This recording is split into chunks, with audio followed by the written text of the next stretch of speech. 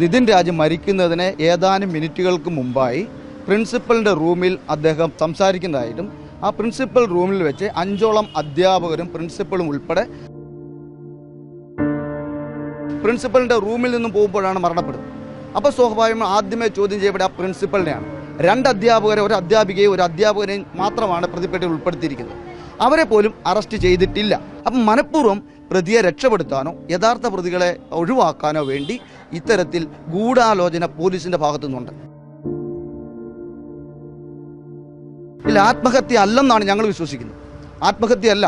അതിൻ്റെ പോസ്റ്റ്മോർട്ടം റിപ്പോർട്ടിൻ്റെ അകത്ത് വളരെ ഉയരത്തിൽ നിന്ന് വീണിട്ടുള്ളവരെ ചെതറിപ്പോണ്ടിയ ബോഡി, ഒരു എക്സ്റ്റേണലായിട്ടുള്ള യാതൊരു മുറിവും അതൊന്നും സംഭവിക്കുന്നില്ല. മുൻകൂർ തന്നെ ആത്മഹത്യയാണെന്ന് പറഞ്ഞുകൊണ്ട് അന്വേഷണം നടത്തിയാൽ അതിനെന്താണ് സുതാര്യത എന്താണ്? അപ്പോൾ അവിടെ കൊണ്ട് തന്നെ മുൻകൂറായി ആരെയൊക്കെയോ രക്ഷിക്കാനുള്ള തന്ത്രപ്പാട് ഈ അന്വേഷണ ഉദ്യോഗസ്ഥർ അല്ലെങ്കിൽ അവർക്ക് അതിനുള്ള ഫോഴ്സ് ഉണ്ടെന്നുള്ളത് വ്യക്തമാണ്. നമസ്കാരം. കണ്ണൂർ അഞ്ചരക്കണ്ടി മെഡിക്കൽ കോളേജ് വിദ്യാർത്ഥി നിതിൻ രാജിൻ്റെ മരണവുമായി ബന്ധപ്പെട്ട് വലിയ രീതിയിലുള്ള പ്രതിഷേധമാണ് പൊതുസമൂഹത്തിൽ നിന്നും ഉയർന്നു വന്നുകൊണ്ടിരിക്കുന്നത്. നിതിൻ രാജിൻ്റെ മരണത്തിൽ നീതി ആവശ്യപ്പെട്ടുകൊണ്ട് നിതിൻ രാജിൻ്റെ കുടുംബവും നിതിൻ രാജ് ആക്ഷൻ കൗൺസിലും നിലവിലിപ്പോൾ രംഗത്ത് വന്നിരിക്കുകയാണ്. ഈ ആക്ഷൻ കൗൺസിലിൻ്റെ ഭാരവാഹികൾ ഇപ്പോൾ മറുനാടനൊപ്പം ചേരുകയാണ്. ഈ നിതിൻ രാജിൻ്റെ മരണത്തിൽ നിലവിലിപ്പോൾ ഈ ലോൺ ആപ്പുമായി ബന്ധപ്പെട്ട് 2 പ്രതികളെ പിടികൂടിയിട്ടുണ്ട്. ഈ ഒരു സമരസമിതി മുന്നോട്ട് വയ്ക്കുന്നത്, അതായത് ഗവൺമെൻറ്റിനോട് നിലവിൽ ആവശ്യപ്പെടുന്നത് എന്താണ്? അല്ല, ഇതിലെ പ്രധാനപ്പെട്ട ഒരു കാര്യം, നിലവിലെ അന്വേഷണം തൃപ്തികരമല്ല. അതുതന്നെയല്ല, ഈ വിഷയവുമായി ബന്ധപ്പെട്ട് ഇൻസ്റ്റിറ്റ്യൂഷണൽ മർഡറാണ്. ആ ദന്തൽ കോളേജിൽ വെച്ചാണ് അദ്ദേഹം മരിച്ചിരിക്കുന്നത്. അപ്പോൾ ഇദ്ദേഹം പുറത്തു വന്നിരിക്കുന്ന ദൃശ്യങ്ങളനുസരിച്ച് ഈ നിതിൻ രാജ് മരിക്കുന്നതിന് ഏതാനും മിനിറ്റുകൾക്ക് മുമ്പായി പ്രിൻസിപ്പലിൻ്റെ റൂമിൽ അദ്ദേഹം സംസാരിക്കുന്നതായിട്ടും ആ പ്രിൻസിപ്പൽ റൂമിൽ വെച്ച് 5ഓളം അധ്യാപകരും പ്രിൻസിപ്പലും ഉൾപ്പെടെ അദ്ദേഹത്തെ കൈ ചൂണ്ടി ഭീഷണിപ്പെടുത്തുന്ന തരത്തിലേക്കുള്ള ദൃശ്യങ്ങൾ പുറത്തു വന്നിട്ടുണ്ട്. അപ്പോൾ അതിനുശേഷമാണ് അദ്ദേഹം ആത്മഹത്യ ചെയ്യുന്നോ കൊല ചെയ്യപ്പെടുകയോ ചെയ്യുമെന്ന് പറയുന്നത്. അപ്പോൾ സ്വാഭാവികമായും ഒരു പോലീസ്, ഞാനൊരു അഡ്വക്കേറ്റും കൂടിയാണ്, അന്വേഷിക്കേണ്ടത് ഒരാൾ മരണപ്പെടുന്നതിന് തൊട്ട് മുമ്പ് എന്തു സംഭവിച്ചു എന്നുള്ളതാണ് വളരെ പ്രാധാന്യമായിട്ടുള്ളത്. അതിൽ വളരെ വ്യക്തമായിട്ടുള്ള കാര്യമെന്ന് പറയുന്നത്, ആ റൂമിൽ അദ്ദേഹം സംസാരിച്ചതിന് ശേഷമാണ് ആത്മഹത്യ ചെയ്തെന്നോ കൊലപ്പെടുന്നു പറയുന്നത്. അപ്പം പോലീസ് ആദ്യമേ അന്വേഷിക്കേണ്ടത് ആ റൂമിൽ എന്തു സംഭവിച്ചു, അദ്ദേഹം വരുന്നത് മുതൽ ആ റൂമിൽ നടക്കുന്ന മുഴുവൻ കാര്യങ്ങളെ പറ്റിയുള്ള CCTV ദൃശ്യങ്ങൾ ഉൾപ്പെടെ ഉണ്ട്. അതിനുശേഷം ഇദ്ദേഹം പോയിട്ടും അല്ലെ ആ റൂമിൽ ആ കെട്ടിടത്തിൽ എന്ത് സംഭവിച്ചു, ആ ക്യാമ്പസിൽ എന്ത് സംഭവിച്ചു എന്നുള്ള CCTV ദൃശ്യങ്ങൾ എടുത്തിട്ടില്ല. അദ്ദേഹത്തെ എടുത്ത നിരവധി വോയിസ് റെക്കോർഡുണ്ട്, അതെടുത്തിട്ടില്ല. ആ റൂമിൽ ആരൊക്കെ ഉണ്ടായിരുന്നോ അവരെ മുഴുവൻ ചോദ്യം ചെയ്യപ്പെടേണ്ടതായിട്ടുണ്ട്. പിന്നെ ഒരു സ്ഥാപനത്തിൽ ഇങ്ങനൊരു സംഭവം നടന്നതുകൊണ്ട് അത് പെട്ടെന്ന് അറിയാൻ പറ്റുന്നതോ ഉത്തരവാദിത്തമുള്ള ആളെന്നുള്ള ആ ക്യാമ്പസിലെ ഉത്തരവാദപ്പെട്ട ജീവനക്കാരുണ്ട്, അധ്യാപകരുണ്ട്, അനധ്യാപകരുണ്ട്, അവിടുത്തെ വിദ്യാർത്ഥിനികളുണ്ട്. അവരെ ചോദ്യം ചെയ്തുകൊണ്ട് ആണ് പോലീസ് യഥാർത്ഥ അവസ്ഥ പുറത്തു കൊണ്ടിരുന്നത്. ഒരു കേസ് അന്വേഷണം വരുമ്പോൾ അതുമായി ബന്ധപ്പെട്ട ആരെയും ചോദ്യം ചെയ്യാം. അതിൽ ആദ്യമേ ചോദ്യം ചെയ്യേണ്ട സാഹചര്യ തെളിവനുസരിച്ച് പ്രിൻസിപ്പലിൻ്റെ റൂമിൽ നിന്നും പോകുമ്പോഴാണ് മരണപ്പെടുന്നത്. അപ്പോൾ സ്വാഭാവികമായി ആദ്യമേ ചോദ്യം ചെയ്യപ്പെടുക ആ പ്രിൻസിപ്പലിനെയാണ്. ആ പ്രിൻസിപ്പൽ പ്രതിയാണ്. ആ പ്രിൻസിപ്പലും അവിടെ കൂടെ ഉണ്ടാകുന്ന അധ്യാപകരെ ചോദ്യം ചെയ്യണം, വിദ്യാർത്ഥികളെ ചോദ്യം ചെയ്യണം. ആ ചോദ്യം ചെയ്തിൽ പോലീസുകാർ ഇൻവെസ്റ്റിഗേഷൻ ഓഫീസേഴ്സാണ്. ആ ചോദ്യം ചെയ്തിൽ അവർക്ക് ബോധ്യപ്പെടും എങ്ങനെയാണ് ഒരു വിദ്യാർത്ഥി മരണപ്പെട്ടെന്നുള്ളത്. ആ നിതിൻ രാജ് എങ്ങനെ മരണപ്പെട്ടെന്ന് അവരുടെ ചോദ്യം ചെയ്യലിൽ, അവരുടെ ഇൻവെസ്റ്റിഗേഷനിൽ ബോധ്യപ്പെടുന്ന മുഴുവൻ പേരെയും പ്രതിപ്പട്ടികയിൽ ഉൾപ്പെടുത്തണം. അതിനുശേഷമാണ് പുറത്തേക്ക് അന്വേഷണം നീണ്ടേണ്ടത്. ഇത് നേരെ മറിച്ച് ആ ഇൻസ്റ്റിറ്റ്യൂഷനിലുള്ള ഒരു അധ്യാപകരെ, അനധ്യാപകരെ ഇതുമായി ബന്ധപ്പെട്ടവരെ ചോദ്യം ചെയ്യുകയോ പ്രതിപ്പട്ടികയിൽ ഉൾപ്പെടുത്തിയിട്ടില്ല. 2 അധ്യാപകരെ, ഒരു അധ്യാപികയും ഒരു അധ്യാപകനെയും മാത്രമാണ് പ്രതിപ്പട്ടികയിൽ ഉൾപ്പെടുത്തിയിരിക്കുന്നത്. അവരെ പോലും അറസ്റ്റ് ചെയ്തിട്ടില്ല. അവർ മുൻകൂർ ജാമ്യത്തിന് വേണ്ടി കോടതിയിൽ മൂവ് ചെയ്തിരിക്കുകയാണ്. എന്തുകൊണ്ടാണ് അവർ അറസ്റ്റ് ചെയ്യാത്തത്? അതേപോലെ സമയം നോയിഡയിൽ പോയി, മറ്റൊരു കേരളത്തിന് വെളിയിൽ പോയി 3 പേരെ കൊണ്ടുവന്നിരിക്കുന്നു. അപ്പോൾ ഇതിൻ്റെ പ്രധാനപ്പെട്ട വിഷയം, കേസ് പോലീസ് അട്ടിമറിക്കുന്നുള്ള ഏറ്റവും പ്രധാനപ്പെട്ട വിഷയം, ഇതിൻ്റെ അത് 3 FIR ഇട്ടിട്ടുണ്ട്. അപ്പോൾ ഒറ്റ ക്രൈമാണ്. ക്രൈം എന്ന് പറയുന്നത് ഒറ്റ ക്രൈമേ ഉള്ളൂ. ആ ക്രൈമിൻ്റെ പേരിൽ 3 FIR ഇടേണ്ട കാര്യമില്ല.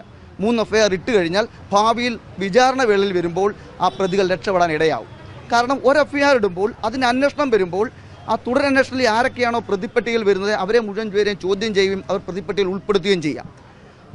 അതപ്പോൾ അങ്ങനെ വരുമ്പോൾ അതുമായി ബന്ധപ്പെട്ട് മൊഴിയെടുക്കുമ്പോൾ ആ ഒറ്റ ക്രൈമിന് വേണ്ടിയാണ് മൊഴിയെടുക്കേണ്ടത്. ഇത് 3 ക്രൈം എടുക്കുമ്പോൾ 3 ക്രൈമിനും വ്യത്യസ്തമായിട്ടുള്ള ആളുകളെയായിരിക്കും മൊഴിയെടുക്കുന്നത്. സ്വാഭാവികമായും ആ കേസ് 3 കോടതിയിൽ വരുമ്പോൾ ഓരോ ക്രൈമിലെയും മൊഴികൾ തമ്മിൽ വളരെയധികം വൈരുദ്ധ്യമുണ്ടാവും. അപ്പോൾ സ്വാഭാവികമായും നമ്മുടെ ഇന്ത്യയിലെ നിയമം അനുസരിച്ച് ആ വൈരുദ്ധ്യങ്ങളുള്ള മൊഴി അനുസരിച്ച് ആനുകൂല്യം ലഭിക്കുന്നത് പ്രതിക്കാണ്. അപ്പം മനഃപൂർവ്വം പ്രതിയെ രക്ഷപ്പെടുത്താനോ യഥാർത്ഥ പ്രതികളെ ഒഴിവാക്കാനോ വേണ്ടി ഇത്തരത്തിൽ ഗൂഢാലോചന പോലീസിൻ്റെ ഭാഗത്തു നിന്നുണ്ട്. പോലീസ് ഇവിടുത്തെ പ്രതികളെ പിടിക്കാതെ നോയിഡയിൽ പോയി പോലീസ് പിടിക്കുന്നതിൻ്റെ കാരണം ഇവിടെ ഗവൺമെൻറ് ഇപ്പം നിലവിലിരിക്കുന്ന കെയർടേക്കർ ഗവൺമെൻറ് ആയാലും ആ ഗവൺമെൻറ് അതുപോലെ തന്നെ മുഖ്യമന്ത്രിയുടെ മണ്ഡലമാണ്. വളരെ അധികം ഇൻഫ്ലുവൻസും സ്വാധീനമോ അല്ലെങ്കിൽ അത്തരത്തിൽ ഊർജ്ജസ്വലമായ പ്രവർത്തനം നടത്തേണ്ടെന്ന് രാഷ്ട്രീയ ഇടപെടലുകളുണ്ട്. സാധാരണക്കാർ ഇടപെടലുകളല്ല. അപ്പോൾ അത്തരത്തിൽ ഇടപെടലുകൾ നടക്കുന്നുണ്ട്. അതുകൊണ്ട് തന്നെ ഒരു ജുഡീഷ്യൽ അന്വേഷണം വേണമെന്നാണ് ഞങ്ങൾ ആവശ്യപ്പെടുന്നത്. ഇത്ര നാളും 10-12 ദിവസം കഴിഞ്ഞിട്ടും ഇത്ര ഒരു ദാരുണം മരണം ഈ ക്യാമ്പസിൽ നടന്നിട്ട് ഈ പോലീസോ അധികാരികളോ അതുമായി ബന്ധപ്പെടുകയോ അതിൻ്റെ തരത്തിലൊരു ശരിയായ ദിശയിലേക്ക് അന്വേഷണം പോകാത്തതുകൊണ്ടാണ് വളരെ ബുദ്ധിമുട്ടും വളരെ ത്യാഗം സഹിച്ചും ജനങ്ങളുടെ ബുദ്ധിമുട്ടൊക്കെ മനസ്സിലാക്കുന്നത്. പക്ഷേ ഞങ്ങൾക്ക് വേറെ നിവൃത്തിയില്ല. ഇതിലെ പ്രതിപ്പട്ടികയിൽ നിൽക്കുന്നതൊക്കെ അത്ര ശക്തരായിട്ടുള്ളവരാണ്. ഈ മാനേജ്മെൻറ്റ് എന്ന് പറയുന്നത് കേരളം മുഴുവൻ വിലക്കി മേടിക്കാൻ പറ്റുന്ന സാമ്പത്തികമുള്ളവരാണ്. ആ മാനേജ്മെൻറ്റ് നിലനിർത്തുന്ന ഇവിടുത്തെ രാഷ്ട്രീയ ഉന്നത അധികാരികളാണ്. അതുകൊണ്ട് ജനങ്ങളുടെ മുഴുവൻ പേരെയും ഇത്തരത്തിലുള്ള ഒരു ആത്മഹത്യ അല്ലെങ്കിൽ ഒരു കൊലപാതകം ആവർത്തിക്കാതിരിക്കാൻ കേരളത്തിലെ മുഴുവൻ ജനങ്ങളും തയ്യാറാകണം. അതിന് ഒരു പ്രതീകമെന്ന നിലയിലാണ് ഞങ്ങൾ ഹർത്താൽ ആഹ്വാനം ചെയ്തിട്ടുള്ളത്. അത് മുഴുവൻ കേരളത്തിലെ ജനങ്ങൾ ഹർത്താൽ 28-ാം തീയതി രാവിലെ 6 മണി മുതൽ വൈകുന്നേരം രാവിലെ 6 മണി മുതൽ വൈകുന്നേരം 6 മണി വരെ ആയിരിക്കും ഹർത്താൽ. ആക്ഷൻ കൗൺസിലിൻ്റെ നേതൃത്വത്തിലാണ് നിതിൻ രാജ് ആക്ഷൻ കൗൺസിൽ എന്ന് പറഞ്ഞ നേതൃത്വ അടിസ്ഥാനത്തിലാണ് ഈ ഹർത്താൽ നടക്കുന്നത്.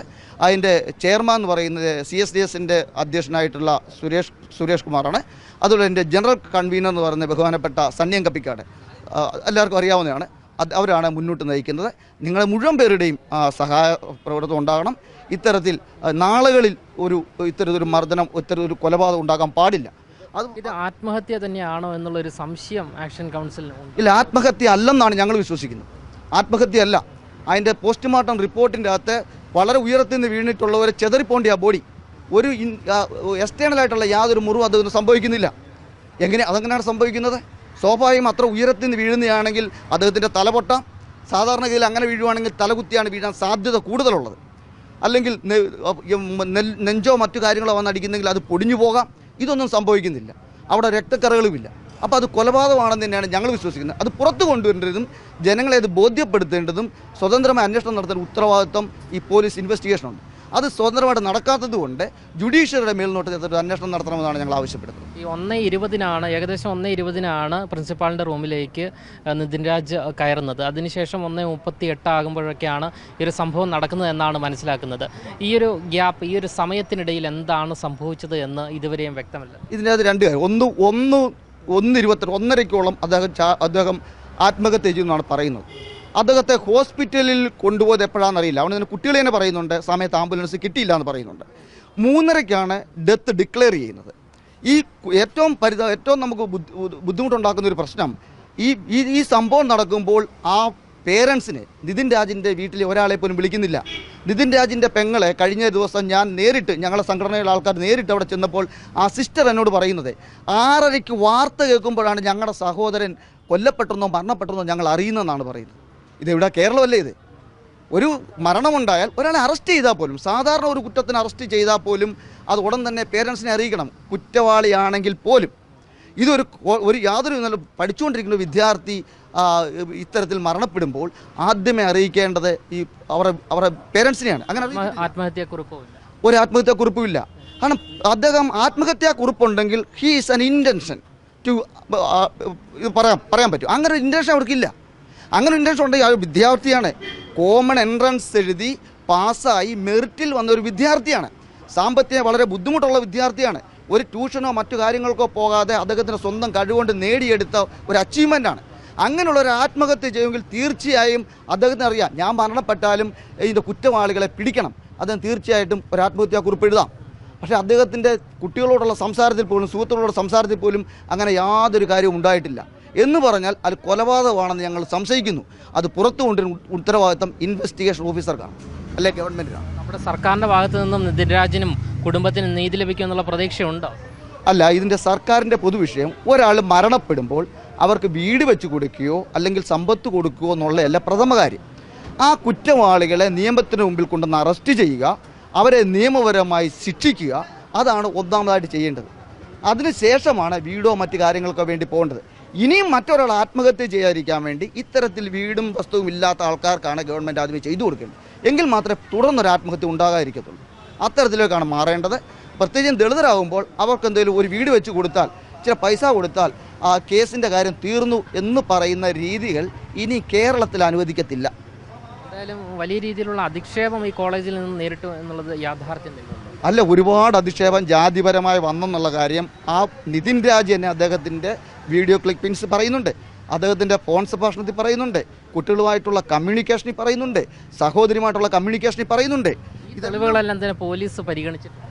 ഈ ഒരു തെളിവും പരിഗണിച്ചിട്ടില്ല. പോലീസ് ഓരോ പ്രധാനപ്പെട്ട വിഷയം, ഒരു അന്വേഷണം നടക്കുന്ന ഒരു ഉദ്യോഗസ്ഥൻ മുൻകൂറായി അന്വേഷണം പൂർത്തീകരിക്കുന്നതിന് മുമ്പായി ഇന്ന രീതിയിലാണ് മരണപ്പെടുന്നതെന്ന് പറയാൻ പാടില്ല.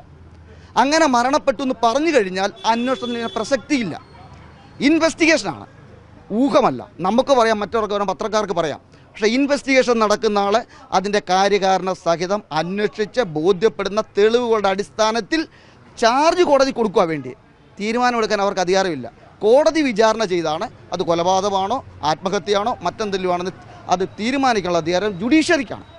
ആ ഉത്തരവ് മുൻകൂർ തന്നെ ആത്മഹത്യയാണെന്ന് പറഞ്ഞുകൊണ്ട് അന്വേഷണം നടത്തിയാൽ അതിനെന്താണ് സുതാര്യത എന്താണ്? അപ്പോൾ അവിടെ കൊണ്ട് തന്നെ മുൻകൂറായി ആരെയൊക്കെയോ രക്ഷിക്കാനുള്ള തന്ത്രപ്പാട് ഈ അന്വേഷണ ഉദ്യോഗസ്ഥർ അല്ലെങ്കിൽ അവർക്ക് അതിനുള്ള ഫോഴ്സ് ഉണ്ടെന്നുള്ളത് വ്യക്തമാണ്. അത് പുറത്തു കൊണ്ടുവരിക എന്നുള്ളതാണ് കേരളത്തിലെ ജനങ്ങൾ ആഗ്രഹിക്കുന്നത്. ഇത് ദളിതരുടെയോ പട്ടികജാതിക്കാരുടെയോ മാത്രം പ്രശ്നമല്ല. നമ്മൾ എല്ലാവരും കുട്ടികൾ ഈ കോളേജുകളിൽ പഠിക്കുന്നുണ്ട്. ഇൻറ്റേണൽ മാർക്കിൻ്റെ പേരിൽ ഈ കോളേജിലെ കുട്ടികളെ ഭയങ്കരമായ രീതിയിൽ ഭീഷണിപ്പെടുത്തുകയും പീഡിപ്പിക്കുകയും ചെയ്യുന്നുണ്ട്. അത് ഇതെന്ന് പറയുന്നത് അതിൻ്റെ ഒരു അവസാനത്തെ കണ്ണിയാകണം എന്നുള്ളതാണ് ഞങ്ങൾക്ക് പറയാനുള്ളത്. ഇക്കഴിഞ്ഞ ദിവസം ഈ കോളേജിലെ സഹപാഠികൾ ഉൾപ്പെടെ നിതിൻ രാജിൻ്റെ വീട്ടിൽ വന്നിരുന്നു. അപ്പോൾ ഈ അമ്മയോടോ ബന്ധുക്കളോടോ നിങ്ങളോടോ ആരോടെങ്കിലും ഈ കോളേജിൽ അനുഭവിക്കുന്ന മറ്റ് പ്രശ്നങ്ങളെക്കുറിച്ച് എന്തെങ്കിലും പറഞ്ഞിരുന്നു? അതിലെ അവസാനം നിതിൻ രാജിനെ കണ്ടിരുന്ന പയ്യൻ ഞാൻ ചെല്ലുന്ന ദിവസം ആ വീട്ടിൽ വന്നിരുന്നു. അപ്പോൾ അദ്ദേഹം നിസ്കരിക്കാൻ പോകുന്ന സമയത്താണ് നിതിൻ രാജിനെ കാണുന്നതെന്ന് പറഞ്ഞു. പ്രിൻസിപ്പലിൻ്റെ റൂമിൽ നിന്ന് ഇറങ്ങി വരുന്നതായിട്ടാണ് കണ്ടത്. ആദ്യം പറഞ്ഞ പ്രിൻസിപ്പലിൻ്റെ റൂമിൽ ചെന്നിട്ടില്ലെന്നാണ് പറയുന്നത്. അദ്ദേഹം അങ്ങനെ മൊഴി കൊടുത്തിട്ടുണ്ട്. ആദ്യമേ തന്നെ ഇൻസ്റ്റിറ്റ്യൂഷനിലെ മുഴുവൻ വിദ്യാർത്ഥികളും അത് പറയാൻ കുറച്ച് സമയമെടുത്തെങ്കിൽ പോലും ആ ഇൻറ്റേണൽ മാർക്കും അവർക്ക് പിന്നീട് തുടർന്ന് പഠിക്കാനുള്ള ഒരു പ്രശ്നത്തിൻ്റെ ആശങ്കയിലാണ്. എങ്കിലും ആദ്യമേ വിദ്യാർത്ഥികൾ പ്രതികരിച്ചു എന്നുള്ളത് കേരളത്തിൽ വലിയൊരു മാറ്റമാണ്.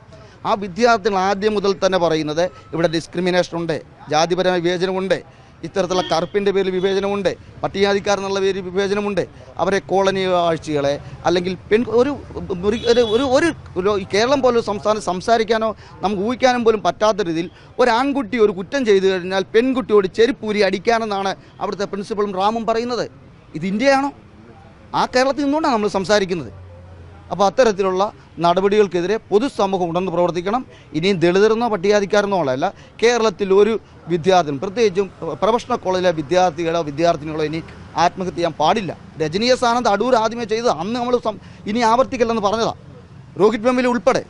ആ രോഹിത് വെമ്പില അദ്ദേഹം കുറേ കൂടെ ബൗദ്ധികമായ ശേഷിയുള്ള ആളും ഈ മേഖല ഇടപെടുന്ന ആളെ കൊണ്ട് ആ ഉന്നത വിദ്യാഭ്യാസ മേഖലയിൽ നടക്കുന്ന കാര്യങ്ങളെ സംബന്ധിച്ച് അദ്ദേഹം കൃത്യമായിട്ട് എഴുതിയിട്ടുണ്ട്. അദ്ദേഹം പുസ്തകം തന്നെ പ്രസിദ്ധീകരിച്ചിട്ടുണ്ട്. അപ്പം അത്തരത്തിലുള്ള കാര്യങ്ങൾ ഇനി ആവർത്തിക്കരുത്.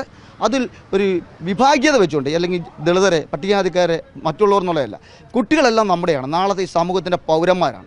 അവർ ഈ സമൂഹത്തിൻ്റെ സ്വത്താണ്. അവരൊരാളും ആത്മഹത്യ ചെയ്യാൻ പാടില്ല. അവരെ ഇൻറ്റേണൽ മാർക്കിൻ്റെ പേരിൽ ഭീഷണിപ്പെടുത്തുകയോ പീഡിപ്പിക്കുകയോ പാടില്ല. അതിനുള്ള പരിഹാര മാർഗങ്ങളൂടെ നമ്മൾ ആലോചിക്കേണ്ടതാണ്. എന്തായാലും നിലവിലിപ്പോൾ നിതിൻ രാജിൻ്റെ കുടുംബവും ഈ ആക്ഷൻ കൗൺസിലും ഏപ്രിൽ 28-ന് സംസ്ഥാന വ്യാപകമായി ഹർത്താലിന് ആഹ്വാനം ചെയ്തിരിക്കുകയാണ്. നിതിൻ രാജിനും കുടുംബത്തിനും നീതി ലഭിക്കണമെന്നുള്ള ആവശ്യമാണ് ഇവർ ഉന്നയിക്കുന്നത്. ക്യാമറമാൻ അഖിൽ അശോകനൊപ്പം അമൽ രുദ്ര, മറുനാടൻ മലയാളി, തിരുവനന്തപുരം.